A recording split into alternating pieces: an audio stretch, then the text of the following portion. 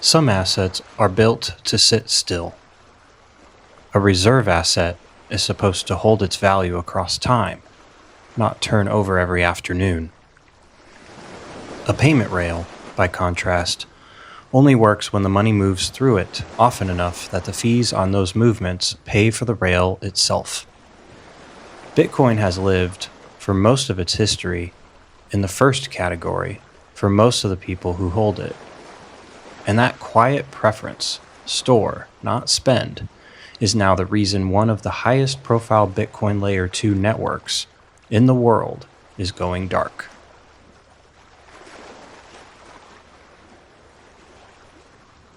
The way to think about the distinction is to look at how people have always treated the things they hoarded versus the things they circulated. For most of human history, a farmer's silo grain and market grain were not the same pile. The silo grain was insurance against a bad year. It sat there, dry and counted, because the whole point was that it would sit still and be there when needed. The market grain, on the other hand, had to move. Buyers and sellers had to show up regularly, or the market itself couldn't pay the people who ran the scales and swept the floor. Money works the same way at two different speeds. Savings is hoarding with a plan. Circulation is spending with a rhythm. A Layer 2 network that charges transaction fees is, structurally, a market counter. It needs turnover. Bitcoin's base layer, by design, is closer to the silo. Blocks arrive on a schedule. The supply cap is fixed. The chain records final settlement. It does not need high-frequency commerce to justify its existence. Its security budget comes from the block subsidy and the fees on the base layer itself, not from a separate application's daily volume.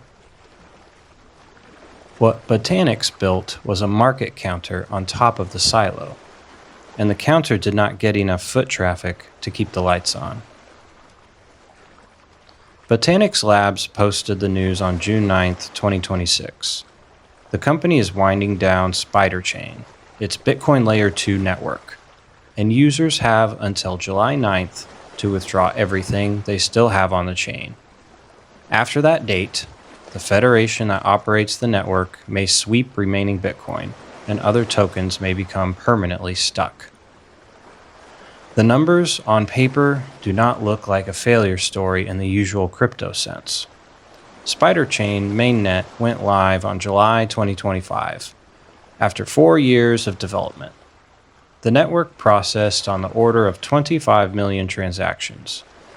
It onboarded roughly 200,000 wallets.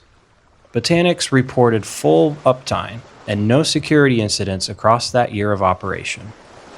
The project raised about $11.5 million from venture backers, including Polychain. The architecture paired an Ethereum-compatible smart contract environment with a federation of stakers who held the underlying Bitcoin.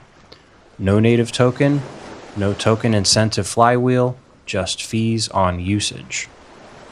And yet, the team said plainly that fee income never came close to covering infrastructure costs. The shutdown is not the result of a hack, an exploit, or a regulator shutting the door. It is the result of economics. Most Bitcoin holders, Botanix said, still treat Bitcoin as a reserve, something to hold, not something to swap and relend every day inside a programmable overlay. Wrapped Bitcoin products on other chains captured much of the DeFi demand that did exist. Centralized trading venues drew users who wanted access more than they wanted decentralization. Organic usage on Spiderchain, the team said, looked less like a busy DeFi market and more like a quiet vault. That makes this the highest profile Bitcoin Layer 2 closure to date, and the cleanest data point in the debate about whether Bitcoin native DeFi can pay for its own rails. The closure does not mean Bitcoin is failing. It means one particular bet about how Bitcoin would be used did not match how most holders actually behave. The bet was that enough people would treat Bitcoin as working capital inside an EVM-compatible Layer 2 that transaction fees alone could fund the network. The behavior on the ground was closer to reserve holding with occasional movement. Reserve holding is a legitimate use of money. John Maynard Keynes called the desire to hold liquid wealth rather than spend it liquidity preference. He treated it as a permanent feature of human economic life, not a bug to be engineered away. Institutional capital, meanwhile, has been flowing through a completely different door. Regulated spot ETFs, covered call income wrappers, corporate treasury balance sheets, those structures do not require Bitcoin holders to become daily DeFi users. They require Bitcoin to remain a recognizable, auditable, settlement-grade asset that can sit inside a wrapper. BlackRock's BITA fund began trading on Nasdaq on June 16th, a covered call wrapper that pays monthly income by selling options against IBIT shares. The June 14th piece on this channel walked that product before launch. Botanix shutdown is the mirror image at the native programmability layer. The wrapper channel keeps expanding while the fee-based overlay channel contracts. Both can be true at once. Bitcoin can be deepening its institutional footprint through regulated products. At the same time, a well-funded Layer 2 experiment can conclude that Bitcoin native DeFi does not yet generate enough circulation to survive on fees alone. None of this reaches the Bitcoin base layer's job description. The chain does not need Botanix to keep producing blocks. It does not need 25 million Layer 2 transactions a quarter. It does not need 200,000 DeFi wallets. It does not need a thriving smart contract marketplace on a sidechain either in order to run the supply schedule it has run since 2009. The block subsidy is still 3.125 Bitcoin per block at the current epoch. The 21 million cap is still the cap. The difficulty adjustment still rewrites the mining target every 2016 blocks. It does that based on nothing but measured block times. No committee, no federation vote, no applications revenue report. A Layer 2 can go dark because its fee model failed. The base layer keeps going because its security model never depended on that application's daily volume in the first place.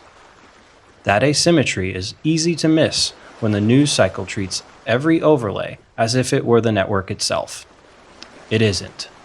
The silo and the market counter are related, but they are not the same building. So, Botanix did not get hacked. The team said explicitly that the network had no security incidents during mainnet operation. The closure is an economic wind-down, not an emergency response. That distinction matters. It shifts the lesson away from Layer 2s are unsafe. The real lesson is that fee-based overlays need circulation that reserve-style holding does not produce. So does this mean every Bitcoin Layer 2 is doomed? Well, that reads too broadly. Stacks, Rootstock, Lightning, and newer entrants like Citrea are still operating under different architectures, different user bases, and different revenue models. Botanix is one data point, the highest profile closure so far, not a verdict on every scaling approach. Lightning, in particular, is solving a different problem: fast, low-value payment channels rather than full EVM replication on top of Bitcoin. And what happens if someone misses the July 9th deadline? Botanix warned that remaining Bitcoin may be swept by the network federation after the cutoff, and that other tokens may become permanently unrecoverable. Anyone with assets still on Spiderchain should treat the deadline as hard. This is not a piece of tax or legal advice about any individual wallet, but the company's own statement is unambiguous about the cutoff. So does this prove Bitcoin is only a store of value and never a medium of exchange? What it proves is that at this stage of adoption, reserve behavior dominates circulation behavior for most holders, especially on programmable overlays that charge per transaction. Bitcoin can still function as a settlement layer and as money in specific corridors. Lightning, certain merchant flows, and cross-border settlement all exist without most holders becoming daily DeFi users.